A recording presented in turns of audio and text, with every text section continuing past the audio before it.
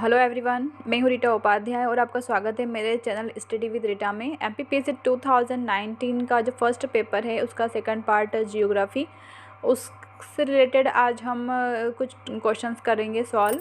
तो उसमें आज मैं आपको करवाऊंगी मेघालय का पठार, दंडकारण्य का पठार और बुंदेलखंड का पठार। ये तीनों 6 मार्क्स के हैं और इनकी भौगोलिक दशाओं का आज हम वर्णन करेंगे। तो इसका अब सबसे पहले हम देखेंगे मेघालय का पठार, इसकी भौगोलिक दशाओं का वर्णन कीजिए। तो इंट्रो में हम लिखेंगे कि मेघालय का जो पठार है वो भारतीय प्रायद्वीपीय भारत का भौगोलिक उपभाग है। मेघालय का पठार प्रायद्वीपीय भारत का भौगोलिक उपभाग है और इसका हम निम्न पॉइंट्स के आधार पर वर्णन करेंगे। क्या? सबसे पहले निर्माण बताएंगे, फिर उसका विस्तार बताएंगे, चोटियाँ बताएंगे, पहाड़ियाँ बताएंगे और प्रमुख नदियाँ कौन कौन सी है होती है वहाँ पर, उसके बारे में बताएंगे। चट्टानें कैसे पाई जाती है और विशेष कुछ अगर हो उनसे रिलेटेड, तो आप विशेष में जो भी आप खास बात है उस पठार से रिलेटेड, तो आप उस विशेष उसे विशेष करके आप डाल सकते हैं उसके अंतर्गत। और भी काफ़ी सारा इसमें आपको मटेरियल मिल जाएगा, बहुत सारी चीज़ें आप इसमें इंक्लूड कर सकते हैं। जैसे वन बता सकते हैं और मिट्टी बता सकते हैं, वहाँ के कौन कौन सी जलवायु दशाएं बता सकते हैं, भौगोलिक उसका विस्तार क्या है वो बता सकते हैं। तो काफ़ी सारा है, पर भौगोलिक विस्तार एक्चुअली क्या है कि हमें याद नहीं रहता है, वहाँ पे काफ़ी कन्फ्यूज़न हो जाता है क्योंकि बहुत सारे पठार हमें करना होते हैं याद। तो इसलिए मैंने उस बोला जो पॉइंट है उसको हटा दिया है। तो अब मैं डायरेक्ट इसका निर्माण से शुरू किया है। तो चलिए अब इसके फॉर्मेट के थ्रू हम इसको डिस्क्राइब करते हैं। तो पहला पॉइंट है हमारा कि निर्माण। तो इसका निर्माण किस काल में हुआ था? तो इस मेघालय का जो पठार है उसका निर्माण प्री कैम्ब्रियन काल में हुआ था। दूसरा बताएंगे विस्तार। तो विस्तार मुख्यतः जो मेघालय का पठार है वो मेघालय में स्थित है और कुछ भाग जो इसका है वो असम में भी स्थित है। किसका? मेघालय के पठार का कुछ भाग तो मेघालय में, कुछ भाग असम में है और ज़्यादातर भाग इसका मेघालय में। चोटियाँ कौन कौन सी है? तो यहाँ पर सबसे ऊंची चोटी जो है इसकी नोंगक्रेक है। कौन सी है?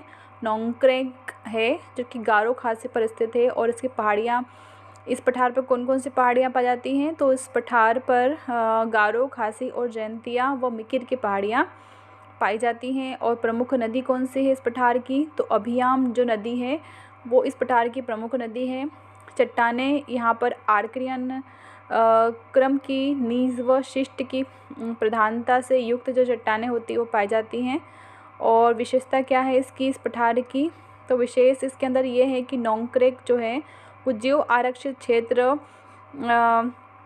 है, जिसे कि यूनेस्को की विश्व धरोहर सूची में शामिल किया गया है। दूसरा बताएंगे कि उमियाम जो परियोजना है उसके कारण क्या हो रहा है, यहाँ का पर्यावरण क्षरण हो रहा है। और तीसरा बताएंगे कि चेरापुंज जो है सर्वाधिक वर्षा वाला स्थल, वो भी कहाँ स्थित है? मेघालय के पठार में ही स्थित है। तो इस प्रकार से हमने इसकी आंसर फॉर्मेटिंग कर ली। और अब इसका हम छोटा सा डायग्राम बता देंगे। ये एक्चुअल में यही मेघालय का पठार है और 3 पहाड़ियाँ गारो, खासी और जयंतिया की पहाड़ियाँ हमने बता दिया, इतना काफ़ी है। नेक्स्ट चलते हैं दंडकारण्य का पठार। दंडकारण्य का जो पठार है वो भी प्रायद्वीपीय भारत का ही भौगोलिक उपभाग है और इसका निर्माण कब हुआ था? प्री कैम्ब्रियन काल में ही इसका भी निर्माण हुआ था। विस्तार कहाँ पर है इसका? तो इसका विस्तार छत्तीसगढ़, उड़ीसा व आंध्र प्रदेश में दंडकारण्य का पठार का विस्तार पाया जाता है। नदियाँ कौन कौन सी हैं? तो यहाँ पर नदियाँ पाई जाती है शबरी और इंद्रावती नदियाँ मुख्य रूप से पाई जाती है और भी बहुत सारी नदियाँ यहाँ से निकलती हैं, पर मुख्य नदियाँ कौन सी हैं? शबरी व इंद्रावती। वन, तो वन यहाँ पर पाए जाते हैं आर्द्र पर्णपाती वन। चट्टानें यहाँ पर धारवाड़ क्रम की चट्टानें पाई जाती हैं, वो कुछ मात्रा में यहाँ पर बेसाल्ट क्रम की चट्टानें भी पाई जाती हैं। और मृदा कौन से पाई जाती हैं? तो दंडकारण्य के पठार में काली मृदा पाई जाती है मुख्य रूप से।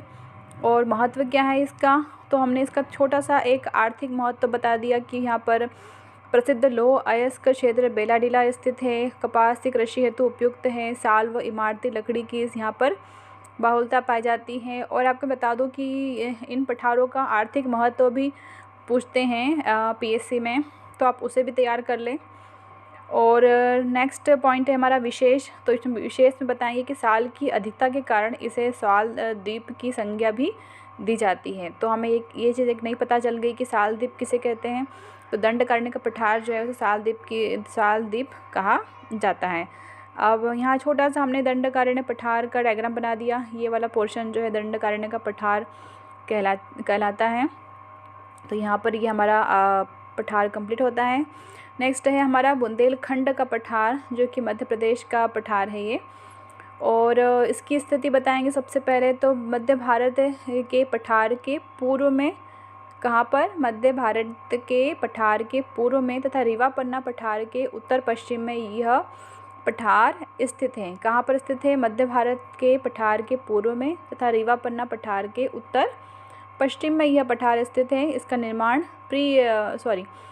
निर्माण कैम्ब्रियन युग की ग्रेनाइट नीस की चट्टानों तथा विंध्य क्रम के शेल समूह से हुआ है।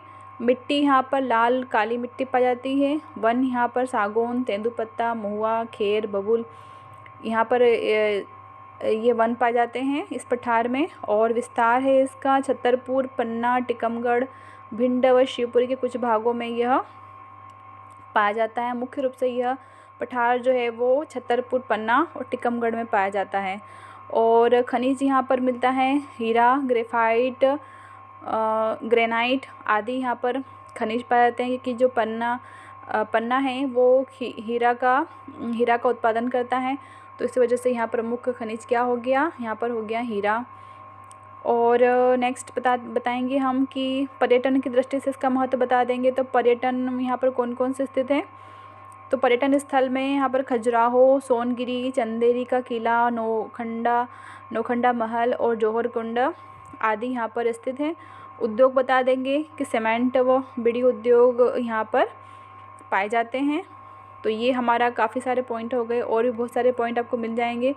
आप जितना भी आपने प्री में कुछ पढ़ा होगा इसके बारे में, बुंदेलखंड के बारे में, तो आप वो सारा आप इसमें लिख सकते हैं। तो अगर ये क्वेश्चन 15 नंबर का भी पूछते हैं तो उसमें भी आपको लिखने में कोई परेशानी नहीं होगी।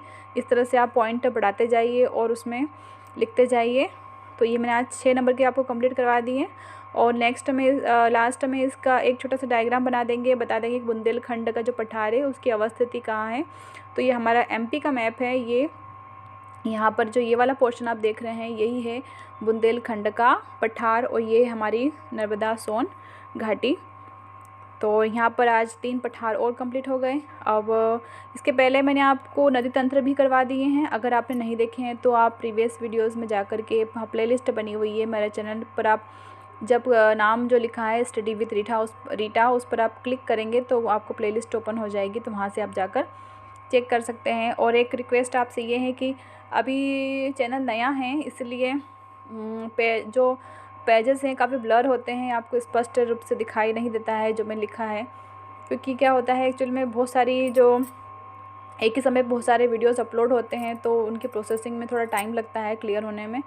तो अगर आप एक बार वीडियो को सुन लेंगे ध्यान से तो आपको राइटिंग को समझने में मुझे नहीं लगता शायद ज़्यादा कोई प्रॉब्लम जाएगी। तो प्लीज़ इसलिए एक बार आप ध्यान से सुन लें, दूसरी बार आप उसको नोट डाउन कर लें और फिर उन्हें याद करें और उनकी डेली आंसर राइटिंग करें। और अगर चैनल आपको अच्छा लगता है वीडियो तो लाइक कर दीजिए, शेयर कर दीजिए और चैनल को सब्सक्राइब कर दीजिए। Thanks for watching.